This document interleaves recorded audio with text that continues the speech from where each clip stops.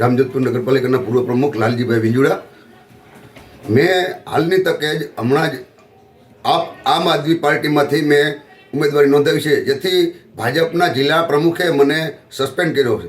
પણ હું ભાજપને એક કહેવા માગું છું કે ગત વિધાનસભાની ચૂંટણીમાં જે માજી મંત્રી અને ચાલુ ધારાસભ્ય શ્રી ચિમનભાઈ સાપરેને હરાવવામાં જે સંડાર ચોકડી હતી એને ખુદ હરાવવામાં હતા અને ભાજપમાં હતા અને કોંગ્રેસમાં હતા અને ભાજપમાં આવ્યા, એને કેમ કોઈ પગલાં લેતા નથી? એના અમે તપાસ કરી બધું કર્યું અને એ લોકો સાચા થવા માટે હું ભાજપમાં રહી અને પક્ષને વફાદાર રહીને કામ કરતો, જે એને ગમતું નહોતું। અને હાલની તકે જે ઉમેદવારો ગોઈતા છે એ બધા નવાણિયા કે જેથી કરીને એનું શાસન હાલે।